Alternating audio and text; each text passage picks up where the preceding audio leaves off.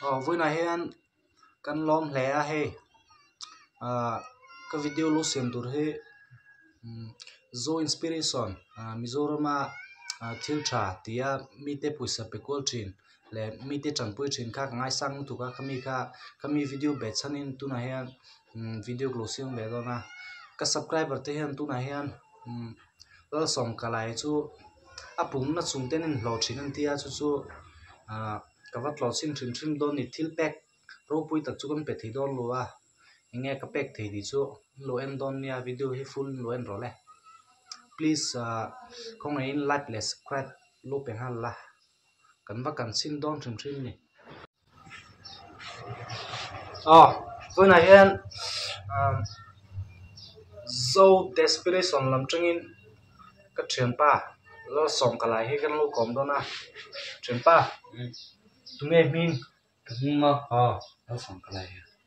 lo som kalai mo ni chuan kan lo ngai sang la tu che mo in na chung te kan in lo ti ka kan thre mo kha adikem dik mo e pum mi na cái vùng chưa na vui khác về anh đi chôn vui này hen cái nín căn lu cổng thì xem mo zo desperation làm cho hen mà tu cái hen nên tiếp tu mèm tum mo anh đi chôn cái ní zo desperation làm hen thì lom mong điên mà tu cái en tiếp đó là hen mo cái nín là local là mo kuva pakat le mizia zo ziel pakat lo chen cho chuan ngai san om hle a kini hian kan lu kom che he ka subscriber ten va kom ro lo song kalai chu apum na chung ten in lo thin chu ticket tin tia mo ngai sang du che he lu kom top che pulu tro quên e ta mi ta le mi kin lak di do noi chu phân lôi chu tinga ui om lo anal vem hi in za tin ngai le sáng nay nang chu ngai lo video te sem ngai lo in lak lo mi in lak mi ngo chỉ còn lum chui vẫn là lezel về chuyện pa cái lắc lấy đi rồi classic ba tháng thì đó cái lắc đó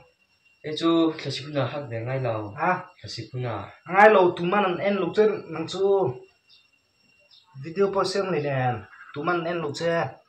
cái lắc đi đó nó anh đi chọn cái ngay sang tụi xem mo cái lúc com xe ha im em lim mo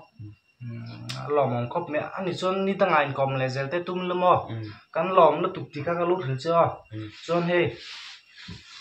thiếu bậc khác local success à mới đó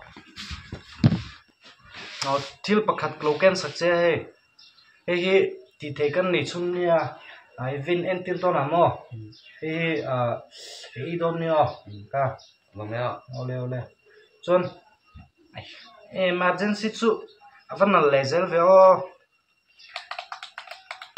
cái phá tên lòm ngó tăng à pin hon đấy đâu nó thì là không biết là có chứ nè đa cái lô cùng này đâu chứ nhá tại mình tiêu luôn họ lại mới đó